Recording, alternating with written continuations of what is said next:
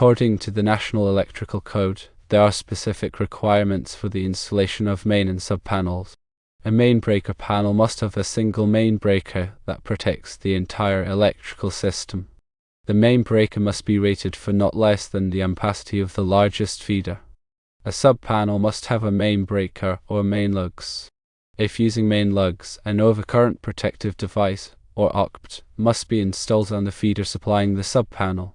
An existing configuration without a main breaker in the subpanel does not meet current code requirements. Some inspectors may not approve a configuration without a main breaker. They may require the installation of a main breaker in the subpanel to meet the NEC requirements. To ensure compliance with current code and avoid potential issues with inspectors, it is recommended firstly to add a main breaker to the subpanel, installing a main breaker rated for the ampacity of the feeder supplying the subpanel, or secondly to use a subpanel with main lugs, installing a subpanel with main lugs and installing an OCT such as a fuse disconnect switch or circuit breaker on the feeder supplying the subpanel. When duplicating a setup at another location, it is important to follow the current code requirements. Install a main breaker in the subpanel or use a subpanel with main lugs and an OCT on the feeder. While an existing configuration may have been acceptable at some point in the past, it does not meet current code requirements. To avoid potential issues with inspectors, it is recommended to install a main breaker in the subpanel or use a subpanel with main lugs and an OCT. The National Electrical Code, or NEC, is a comprehensive set of standards and guidelines for electrical installations in the United States. Its primary goal is to ensure the safety of people and property by minimizing the risk of electrical hazards. The NEC is updated every 3 years to incorporate new technologies, address emerging safety concerns, and refine existing requirements. The code covers a wide range of topics, including wiring methods, overcurrent protection, grounding, equipment installation, and special occupancies. Compliance with the NEC is often mandated by local and state regulations, and it is enforced by electrical inspectors who review installations to verify that they meet the code's requirements. Understanding and adhering to the NEC is crucial for electricians, contractors, and anyone involved in electrical work to ensure safe and compliant installations. Article 100 of the NEC provides definitions for many terms used throughout the code. It is essential to understand these definitions to correctly interpret and apply the NEC requirements. For example, the definition of grounded versus ungrounded conductors is critical for proper wiring and safety. Chapter 2 of the NEC covers wiring and protection. It includes requirements for the use and identification of different types of conductors, such as THHN, THWN, and XHHW. It also specifies the ampacity of conductors based on their size, insulation type, and installation conditions. The chapter also covers overcurrent protection, including the selection and installation of fuses and circuit breakers. Proper overcurrent protection is crucial to prevent overheating and fires caused by excessive current flow. Chapter 3 of the NEC addresses wiring methods and materials. It covers the installation of various types of wiring, including rigid metal conduit RMC, intermediate metal conduit IMC, electrical metallic tubing EMT, flexible metal conduit FMC, and non-metallic conduit PVC.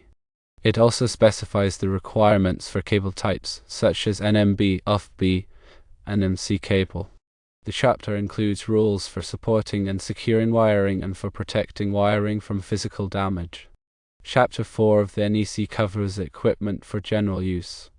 This chapter includes requirements for the installation and use of receptacles, switches, luminaires, appliances, and other electrical equipment.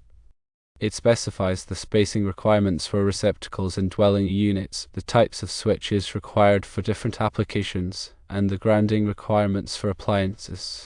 The chapter also covers the installation of motors and motor control equipment. Chapter 5 of the NEC addresses special occupancies.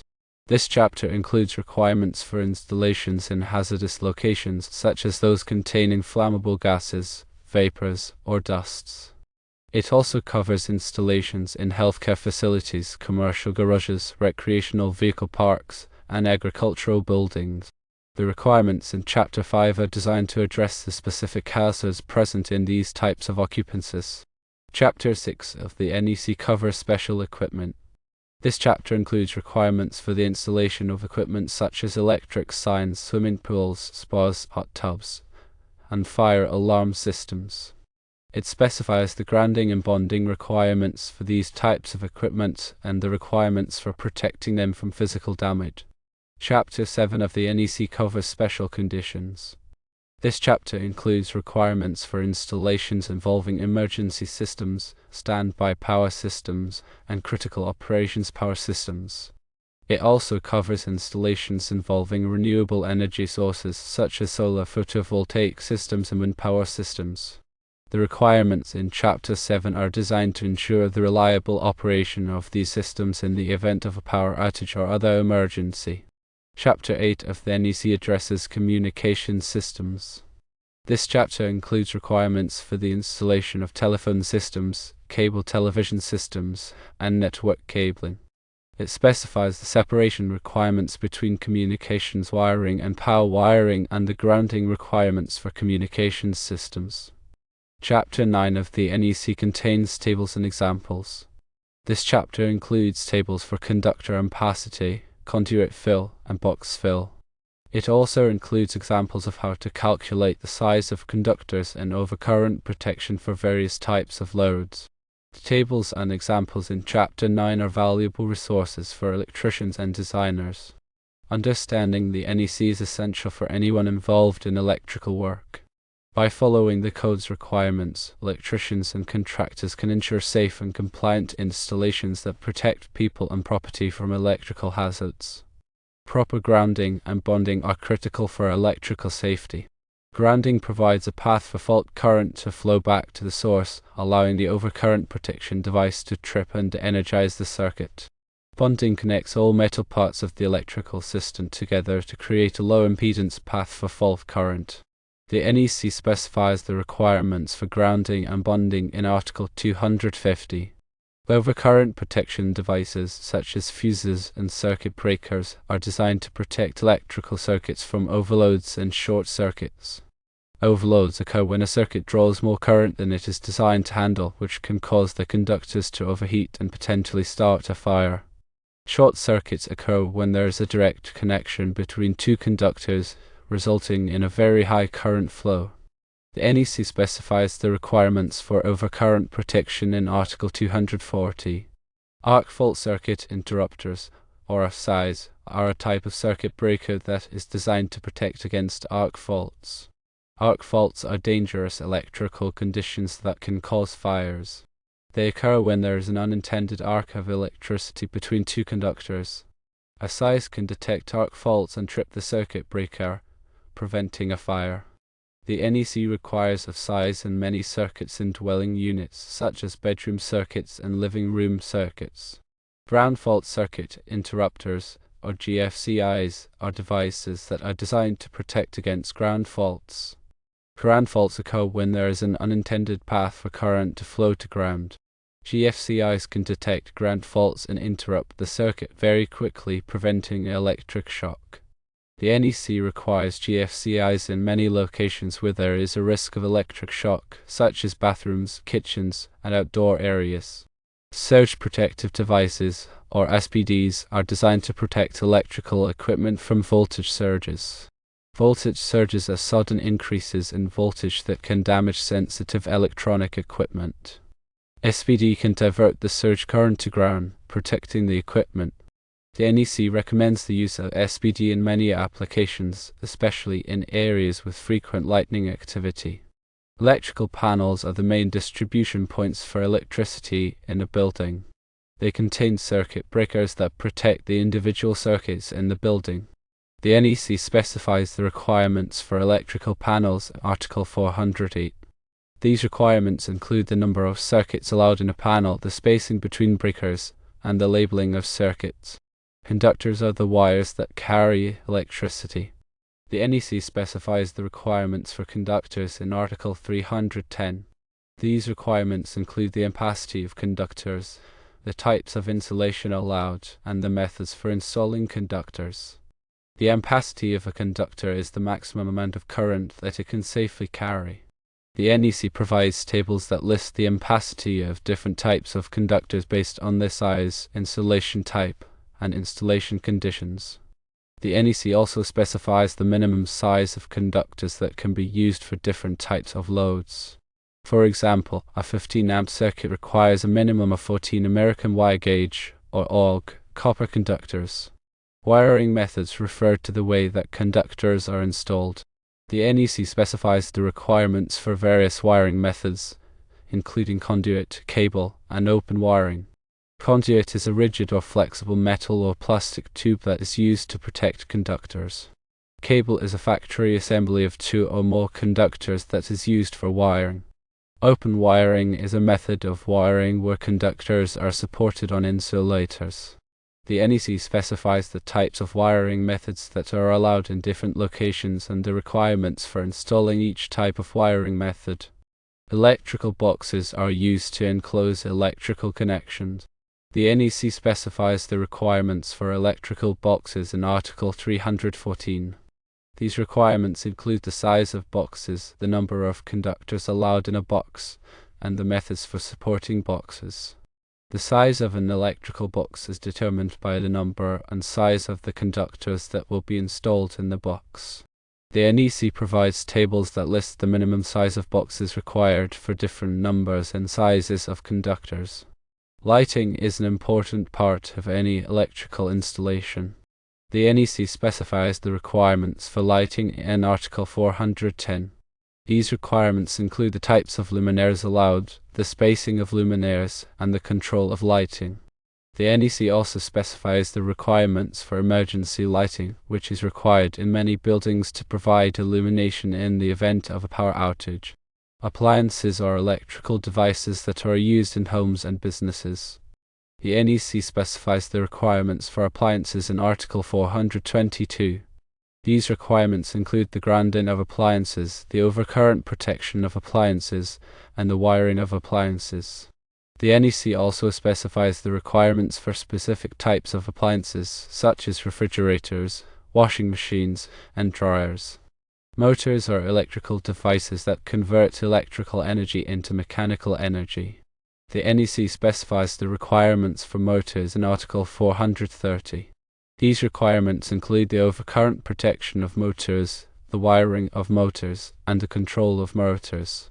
The NEC also specifies the requirements for motor control centers, which are used to control and protect multiple motors.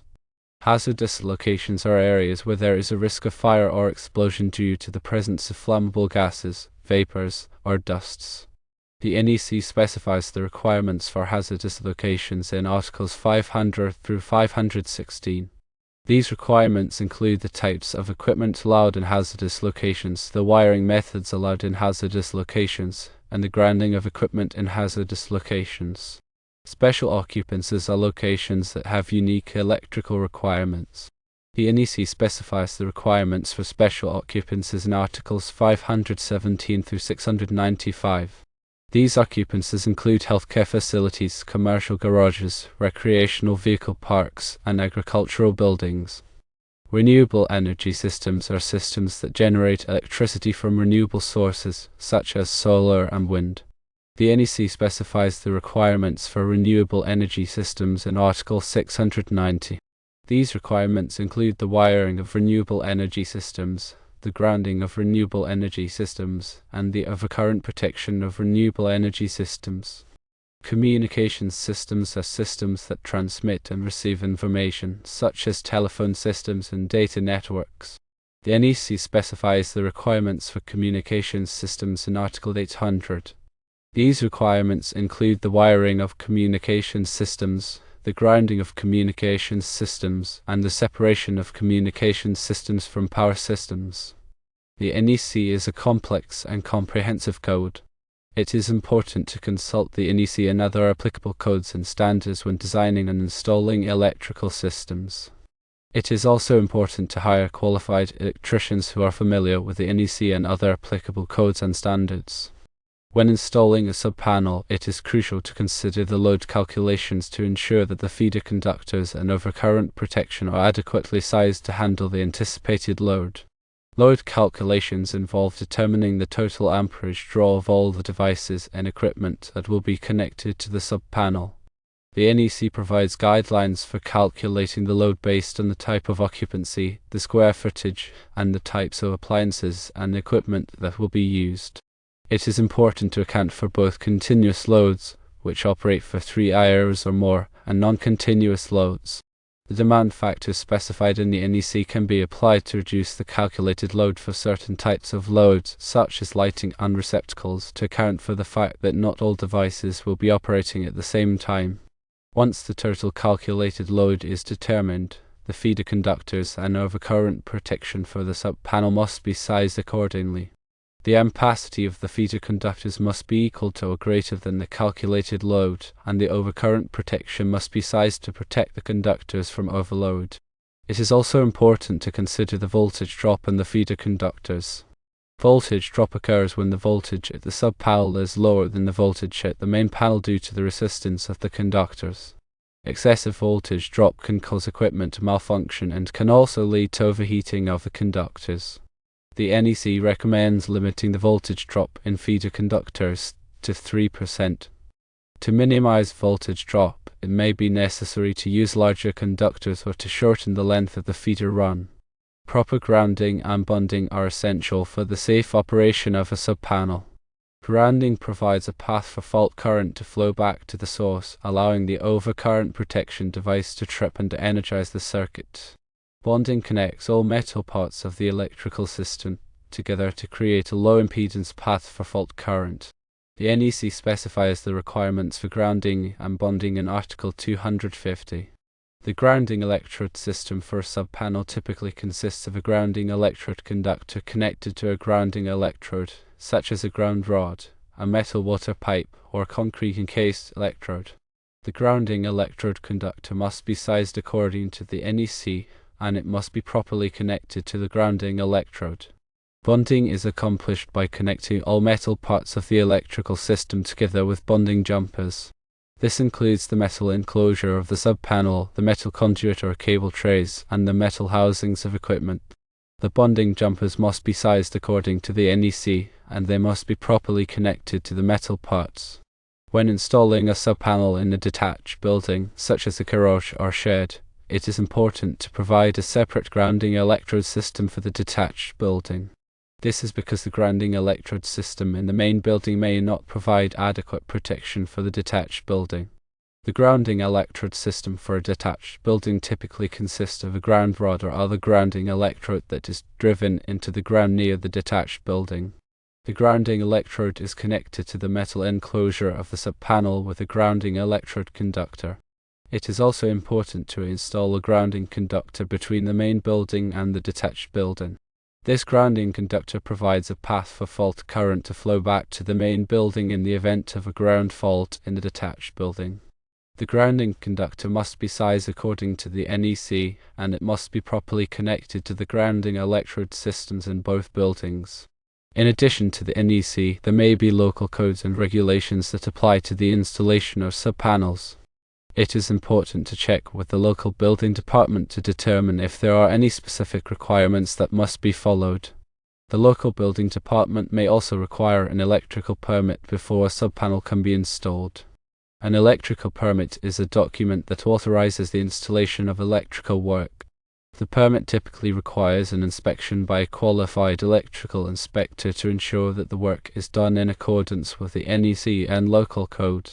Obtaining an electrical permit and having the work inspected can help to ensure that the subpanel is installed safely and correctly. The use of proper lockout/tagout procedures is essential when working on electrical equipment, including subpanels.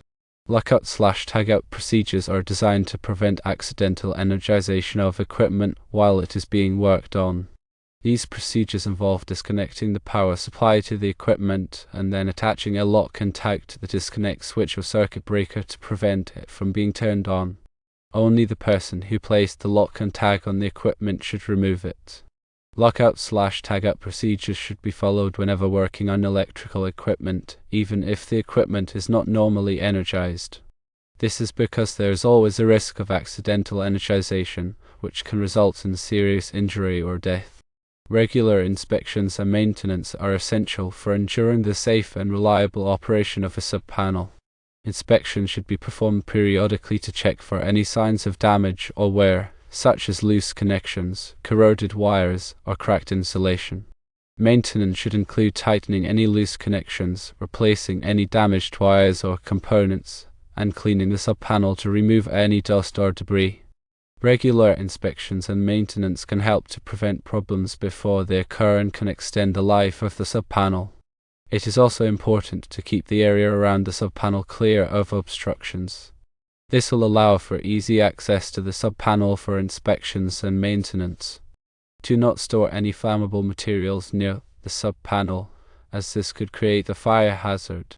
The NEC provides specific requirements for the working clearances around electrical equipment, including subpanels. These clearances are designed to provide enough space for electricians to safely work on the equipment. The working clearances vary depending on the voltage of the equipment and the presence of energized parts. It is important to maintain these clearances at all times. When selecting a subpanel, it is important to choose one that is properly rated for the intended use. The subpanel must be rated for the voltage and amperage of the circuit that it will be connected to. It must also be rated for the environmental conditions in which it will be installed. For example, a subpanel that is installed outdoors must be rated for wet locations. Subpanels are available in a variety of sizes and configurations. It is important to choose a subpanel that has enough space for all of the circuits that will be connected to it. It is also important to choose a subpanel that is easy to install and maintain. The NEC provides guidance on the selection and installation of subpanels. The increasing use of electrical vehicles, or EVs, has led to new considerations for electrical panels and subpanels in residential and commercial buildings. The installation of EV charging equipment can place a significant load on the electrical system, and it is important to ensure that the existing panel has sufficient capacity to handle the additional load. In some cases, it may be necessary to upgrade the main panel or to install a subpanel specifically for the EV charging equipment. The NEC provides specific requirements for EV charging equipment in Article 625. These requirements include the sizing of conductors and overcurrent protection, the grounding of equipment, and the installation of disconnect switches. It is important to follow these requirements carefully to ensure the safe and reliable operation of the EV charging equipment. As technology continues to evolve, the NEC is constantly being updated to address new challenges and opportunities in the electrical industry. It is important to stay up to date on the latest code changes and to ensure that all electrical work is performed in accordance with the current edition of the NEC. The NEC is a valuable resource for electricians, contractors, and anyone else involved in electrical work. By following the code's requirements, it is possible to ensure that electrical systems are installed safely and correctly. Electrical safety is everyone's responsibility. By following the NEC and other applicable codes and standards, it is possible to prevent electrical accidents and to protect people and property from electrical hazards.